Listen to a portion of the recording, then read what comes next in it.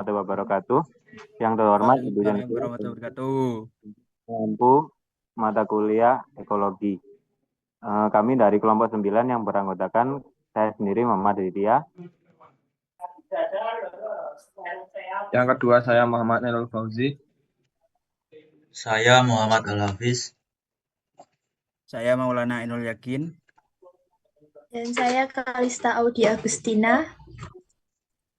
Baik, di sini kelompok kami mengambil materi tentang pengeringan Laut Aral, bencana ekologi di Asia Tengah. Untuk selanjutnya mungkin dijelaskan oleh teman saya.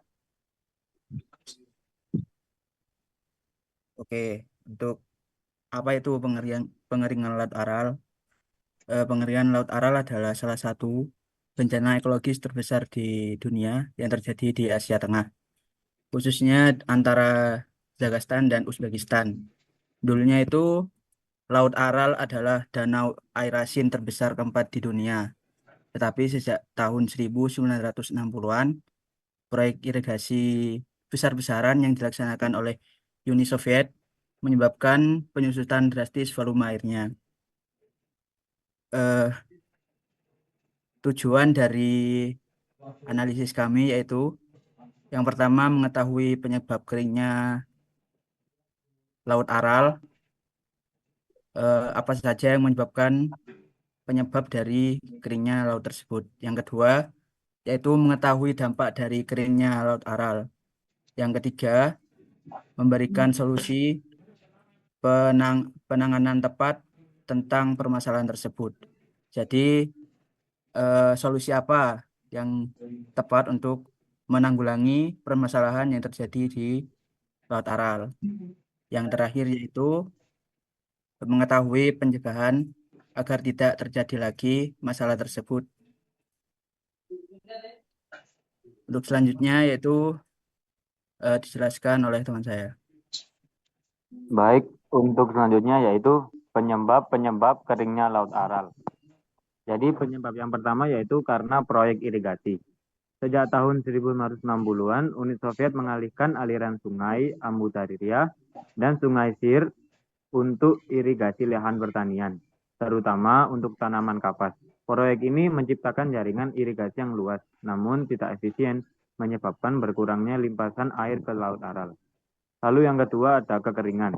Penurunan curah hujan dan salju di daerah pegunungan yang menyuplai sungai-sungai tersebut juga berkontribusi pada pengeringan Laut Aral. Lanjut. Lalu yang ketiga ada penguapan. Dengan berkurangnya volume air, kadar garam meningkat 2 kali lipat, yang semakin memperburuk kondisi ekosistem dan menyebabkan kematian banyak spesies ikan. Yang keempat, kualitas air yang menurun. Dengan berkurangnya volume air, kadar garam air di laut meningkat 2 kali lipat, yang mengakibatkan kematian sebagian besar spesies ikan dan kerusakan habitat akuatik. Baik, untuk selanjutnya di sini saya akan menjelaskan mengenai dampaknya. Yang pertama yaitu dampak ekologis ya. Yang pertama yaitu kerusakan ekosistem. Hilangnya habitat akuatik menyebabkan punahnya berbagai spesies ikan dan burung. Ekosistem yang kaya di sekitar Laut Aral hancur akibat penurunan kualitas air. Untuk poin kedua yaitu perubahan iklim lokal. Pengeringan Laut Aral telah mengubah iklim di sekitarnya dengan musim panas menjadi lebih pendek dan musim dingin lebih dingin. Untuk dampak selanjutnya yaitu dampak ekologis. Dampak dari ekologis ini yang pertama adalah peningkatan salinitas.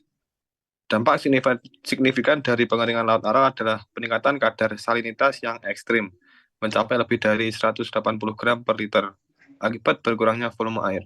Hal ini menyebabkan ekosistem perikanan yang dulu berkembang pesat runtuh, mengganggu mata pencaharian lebih dari 1 juta orang yang bergantung pada perikanan. Untuk selanjutnya adalah dampak ekologis. Dampak ekologisnya yaitu badai garam dan debu. Dasar danau yang kering menjadi sumber partikel garam, pestisida, dan polutan berbahaya yang terbawa angin, mencemari udara hingga ribuan kilometer. Badai ini merusak tanah pertanian dan menyebabkan masalah kesehatan, seperti penyakit pernapasan bagi masyarakat sekitar yang sangat rentan terhadap polusi udara ini. Untuk selanjutnya adalah dampak sosial ekonomi. Dampak sosial ekonominya yaitu adalah hilangnya mata pencaharian. Industri perikanan di Laut Aral yang pernah menghasilkan lebih dari 40.000 ton ikan per tahun, kini hancur akibat pengeringan dan peningkatan salinitas air. Kehilangan 24 spesies ikan endemik dan dampaknya terhadap kehidupan akuatik mengakibatkan hilangnya mata pencaharian ribuan nelayan. Untuk selanjutnya, kerusakan kesehatan masyarakat. Paparan debu dan garam dari dasar Laut Aral yang mengering telah menyebabkan masalah kesehatan serius, termasuk peningkatan penyakit pernapasan seperti asma dan bronkitis, gangguan kulit, serta kasus kanker akibat paparan bahan kimia berbahaya. Selanjutnya adalah penurunan produktivitas pertanian. Dampak langsung dari pengertian Laut Aral adalah polusi garam yang terbawa angin dan mengkontaminasi tanah pertanian, mengurangi kesuburan tanah dan menyebabkan tanah menjadi tandus. Selanjutnya adalah dampak perubahan iklim mikro. Di sini ada 2 poin. Yang pertama yaitu suhu ekstrim. Pengeringan Laut Aral telah menghilangkan perannya dalam menyeimbangkan suhu regional, menyebabkan perubahan iklim mikro yang ekstrim. Yang kedua adalah penurunan curah hujan. Pengeringan Laut Aral mengurangi kelembapan atmosfer yang sebelumnya mendukung pembentukan awan dan curah hujan, sehingga curah hujan di sekitarnya menurun drastis.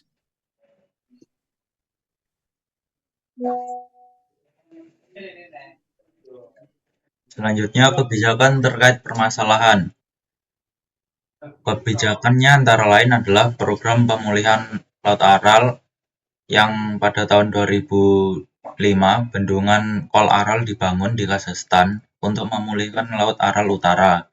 Bendungan ini meningkatkan volume air, mengurangi salinitas, memulihkan habitat ikan, dan mendukung pemulihan perikanan lokal. Namun, Laut Aral Selatan terus menyusut hingga minimnya pasokan air dari Sungai Amudarya menunjukkan tantangan besar dalam pemulihan danau secara keseluruhan. Selanjutnya, inisiatif regional IFAS (International Fund for Saving the Aral Sea) dibentuk untuk mengoordinasi upaya pemulihan Laut Aral di Asia Tengah, yang melibatkan negara seperti Kazakhstan, Uzbekistan, dan Turkmenistan. Lembaga ini berfokus untuk pengolahan air dan pemulihan lingkungan. Meski terkendala kurangnya dana dan komitmen politik, IFAS terus mendorong proyek regional dan kebijakan untuk mempercepat pemulihan kawasan.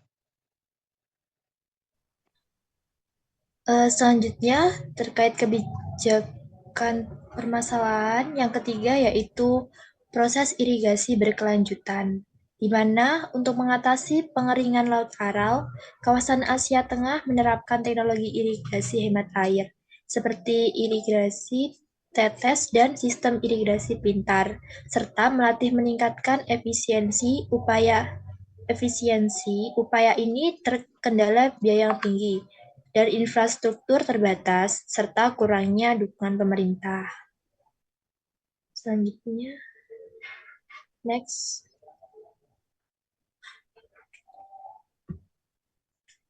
Selanjutnya, strategi pencegahan. Strategi pencegahan yang pertama adalah melakukan pendekatan ekologis, yaitu restorisasi habitat.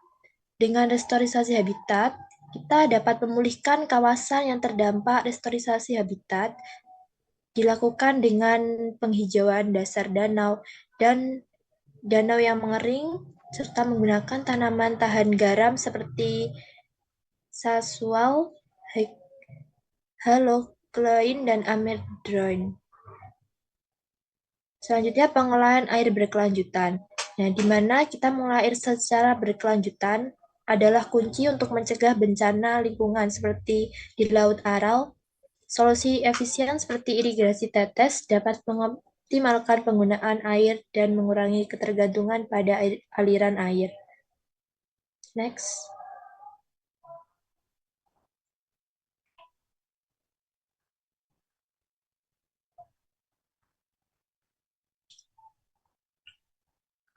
Yang kedua yaitu pendekatan sosial.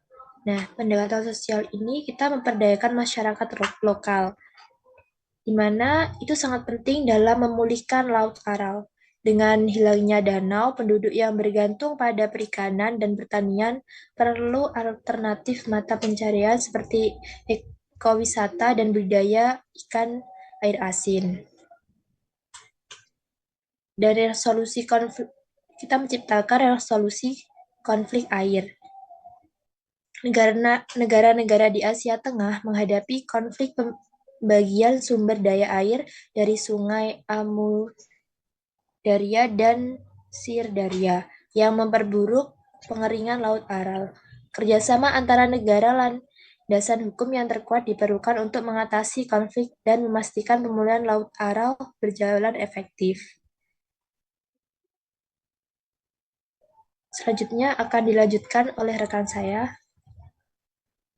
Untuk pendekatan strategi pencegahan, yaitu yang ketiga pendekatan ekonomi, yaitu diversifikasi ekonomi regional. Diversifikasi ekonomi di Asia Tengah, terutama di Uzbekistan, penting untuk mengurangi dampak krisis Laut Aral. Ketergantungan pada budidaya kapas yang boros air perlu diganti dengan tanaman hemat air seperti jagung, gandum, dan tanaman obat bernilai ekonomi tinggi. Untuk inisiatif global, pemulihan Laut Aral memerlukan dukungan finansial dan teknis dari komunitas internasional, termasuk organisasi seperti Bank Dunia dan PBB. Pendanaan diperlukan untuk proyek irigasi efisien, restorasi habitat, dan penelitian solusi inovatif. Kesimpulan dari presentasi kami yaitu proyek ini menawarkan solusi strategis untuk meningkatkan kualitas lingkungan di laut tersebut. Dukungan dari berbagai pihak sangat pengeringan Laut Aral akibat proyek irigasi ini dari Uni Soviet telah menyebabkan kerusakan ekologis dan sosial ekonomi yang parah, termasuk hilangnya ekosistem, badai garam, dan turunan sektor perikanan serta pertanian. Meskipun upaya pemulihan seperti bendungan Aral telah dilakukan, tantangan besar dalam pengelolaan air, restorasi habitat, dan pemberdayaan masyarakat masih ada. Kerjasama regional dan dukungan internasional diperlukan untuk menciptakan solusi keberlanjutan, memberikan harapan bagi generasi ekosistem dan peningkatan kehidupan masyarakat di sekitar Laut Aral. Mungkin itu presentasi dari kami kembalikan ke moderator. Baik, sekian dari kelompok 9. Bila ada salah katanya, mohon dimaafkan. Wassalamualaikum warahmatullahi wabarakatuh. Salam. Waalaikumsalam warahmatullahi wabarakatuh.